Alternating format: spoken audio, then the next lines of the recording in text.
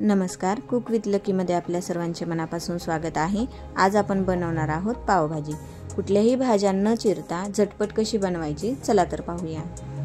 इथे मी काही भाज्या घेतलेल्या आहेत स्वच्छ धुवून, ते एका कुकरच्या भांड्यात काढून घ्यायच्यात आपल्याला। 5-6 बटाटे आहेत हे, माझे बटाटे छोट्या आकाराचे आहेत। फुलगोबी घेतलेली आहे, पत्तागोबी आणि 2 ढोबळ्या मिरच्या घेतलेल्या आहेत मी, आतली सगळ्या बिया काढून घेतलेल्या आहेत त्याच्या। आणि दुधी भोपळा घेतलेला आहे। दुधी भोपळा असं माझी मुलं खात नाहीत, त्यामुळे पावभाजीत खातात ते।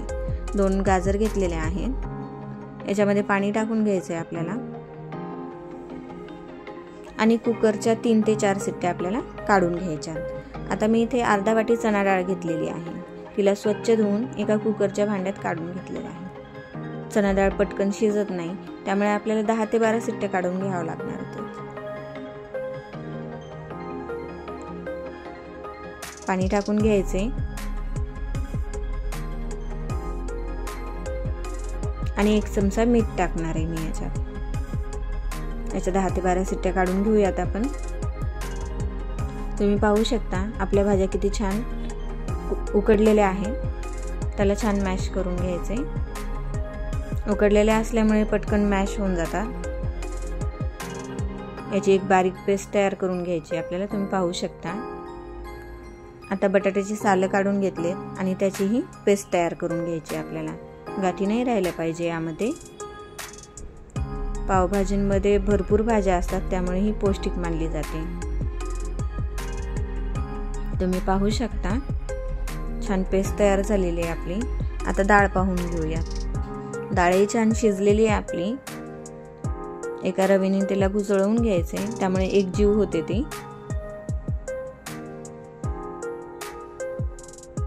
आता मी इथे कढई ठेवलेली आहे तापत, त्यामध्ये तेल टाकून घ्यायचे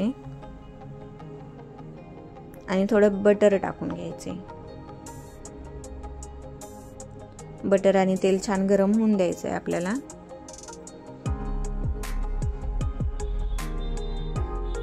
तुम्ही पाहू शकता तेल आणि बटर आपले छान गरम झालेले आहे।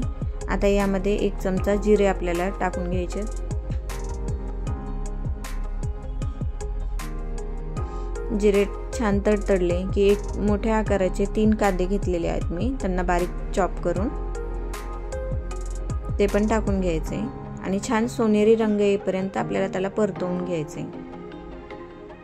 तुम्ही पाहू शकता इथे की मी फक्त कांदा चिरून घेतलाय, बाकी कुठल्याही भाज्या चिरून घेतलेल्या नाहीयेत। कांद्याला छान रंग आलेला आहे।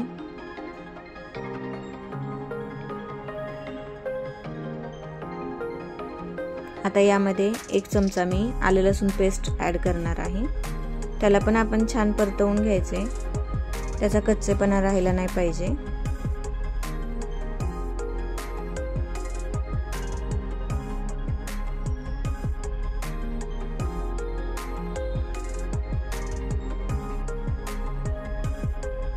तुम्ही पाहू शकता मी इथे 3 टोमॅटोची प्युरी केलेली आहे, ती पण ऍड करून घेतली आहे। यामध्ये मी 1 चमचा मीठ घालून घेतलंय। मिठामुळे काय होतं, एक तर तेल सुटायला मदत होते आणि टोमॅटो लवकर शिजला जातो। तुम्ही पाहू शकता आपल्या टोमॅटोला छान तेल सुटत आले। याला छान परतवून घ्यायचंय, त्याचा कच्चेपणा बिलकुल राहिला नाही पाहिजे।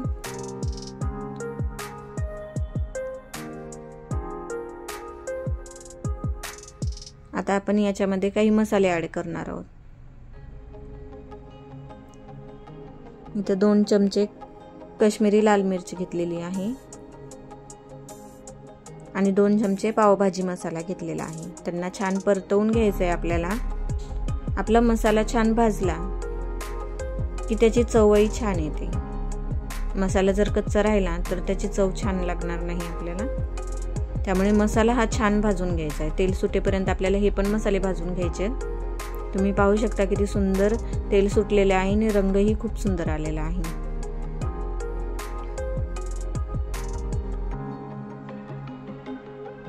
आता जो आपण बटाटा उकडवून ठेवलेला आहे तो टाकून घ्यायचा आहे आणि छान एकजीव करून घ्यायचा आहे। बटाटा छान एकजीव झालेला आहे। आता ज्या भाज्या मॅश करून ठेवलेल्या होत्या आपण त्या पण ऍड करून घ्यायच्या।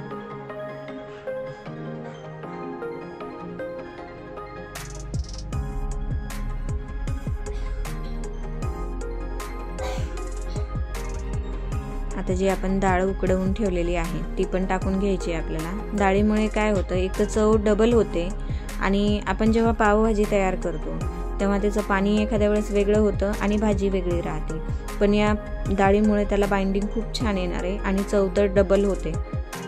त्यामुळे डाळ ही घालूनच घ्यायची आहे। मी इथं गरम पाणी टाकून घेतलंय। गरम पाणी टाकल्यामुळे काय होतं, एक तर त्याचा रंग खुलून येतो आणि भाजीची चव बिघडत नाही। तुम्ही पाहू शकता किती सुंदर रंग आलेला आहे। इथे मी कुठलेही कलर वापरलेला नाहीये भाजीच्या रंगासाठी, कारण आपण ही घरी खायला करतोय, त्यामुळे जेवढं हेल्दी बनवता येईल तेवढं आपण प्रयत्न करतो।